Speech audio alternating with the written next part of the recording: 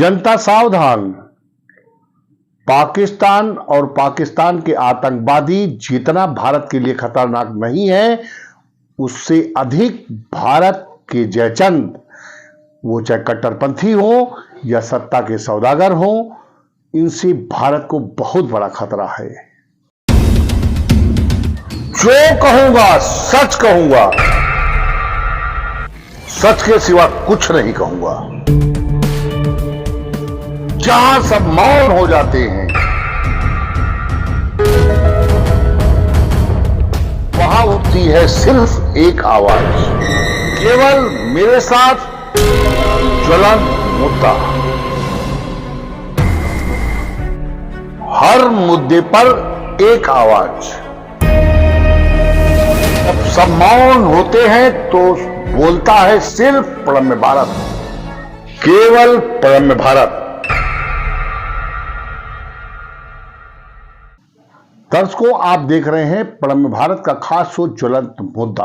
आज ज्वलंत मुद्दा में मैं ये मुद्दा लेकर हाजिर हुआ हूं कि पाकिस्तान और पाकिस्तान के आतंकवादियों से अधिक भारत के जयचंद, वो कट्टरपंथी जमात जो भारत से एलर्जी करती है और गजवाए हिंद के मार्ग पर चलती है। इसके अलावा भारत के वो नेता, सत्ता के सौदागर, जो नेता की केचुल में लपेटे सेकुलर का दम भरने वाले नेता, उनसे भारत को अधिक खतरा है।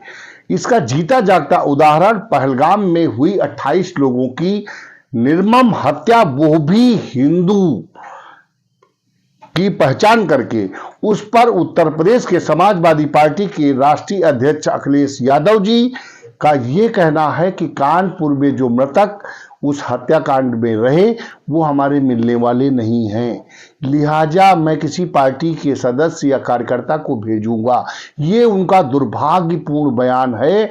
ये इसमें उनकी दुर्गंध आती है कि वो राष्ट्रभक्त नहीं हो सकते, क्योंकि जब पाकिस्तान हमारे विरुद्ध एक षड्यंत्र वर्षों से लगाए है, वो 1947 से चला रहा है, उसमें मारे गए लोग उनके पहचान के नहीं थे, इसलिए वो नहीं जाएंगे देखने, ढांढस बनाने।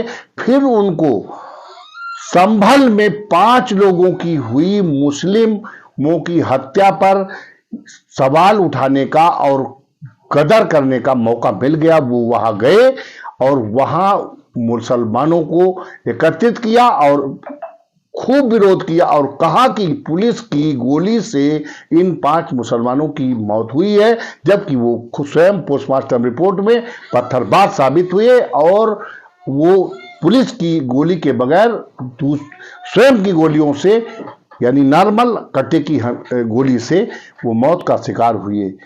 क्या और इसके अलावा पाकिस्तान का एक नेता वो कह रहा है कि भारतवर्ष में कांग्रेस पार्टी और ममता बनर्जी, तृणमूल कांग्रेस, समाजवादी पार्टी आदि का नाम लेकर खुलकर कह रहा है कि ये लोग मेरा समर्थन करेंगे। क्या इस पर इन दलों के नेताओं को चुप्पी साधनी चाहिए या कठोर जवाब देना चाहिए कि मैं भारत के साथ हूं, भारत का नेता हूं, भारत का नागरिक हूं, भारतीय हूं, राष्ट्रभक्त हूं, लेकिन इनकी नानी मर गई, ये चुप्पी साधे हैं, ये बयान नहीं दे रहे हैं। इससे ये स्पष्ट साबित होता है कि दर्शकों, आप इन सत्ता की केचुल, नेताओं की केचुल लपेटे सत्ता के सौदागरों से सावधान रहिए। ये भारत के न कभी हुए हैं, न ये कभी भारत के होंगे, क्योंकि आपको ज्ञात हो कि जब समाजवादी पार्टी के अध्यक्ष अखिलेश यादव जी के पिता मुलायम सिंह यादव जी ने अयोध्या में कारसेवकों पर, हिंदू कारसेवकों पर गोलियां चलवाकर लहूलुहान करके उनको मौत के घाट उतार दिया था। इस पर मैं भारतीय जनता पार्टी को भी कोसता हूं कि इनके विरुद्ध मुकदमा भारतीय जनता पार्टी को लिखवाया जाना चाहिए था।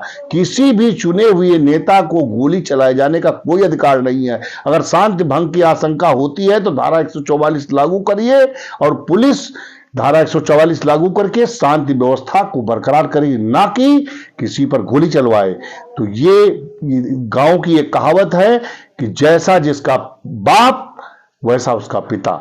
कश्मीर में जो 28 हिंदू मारे गए हैं उसका समर्थन तो अखिलेश यादव को करना ही होगा, क्योंकि मुसलमानों का जो एक धड़े का वोट लेना है, कट्टरपंथी जो मुसलमान हैं वो उस घटना का विरोध कर रहे हैं, और जो भारतीय मुसलमान हैं कुछ जिनमें भारतीयता है वो इसका विरोध कर रहे हैं। यहां तक कि OIM जो मुस्लिम लीग जो अपने को मुसलमानों का नेता बताते हैं, असदुद्दीन ओवैसी, उन्होंने भी काली पट्टी बांध के और इसका विरोध किया। यानी कुल मिलाकर असदुद्दीन ओवैसी से अधिक खतरनाक हैं समाजवादी पार्टी के नेता अखिलेश यादव और समाजवादी पार्टी के वो लोग जो इसका समर्थन कर रहे हैं।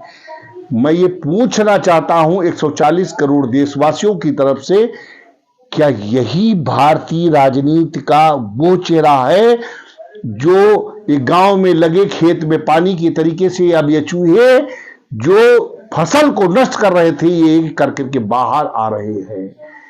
अब जनता आपको देखना होगा कि भारत के साथ में कौन है, जबकि भारत के साथ में तमाम देश इस आतंकवादी घटना का विरोध कर रहे हैं और भारत का समर्थन कर रहे हैं, और आतंकवाद, पाकिस्तान के आतंक को कुचलने के लिए सब भारत के साथ में हैं।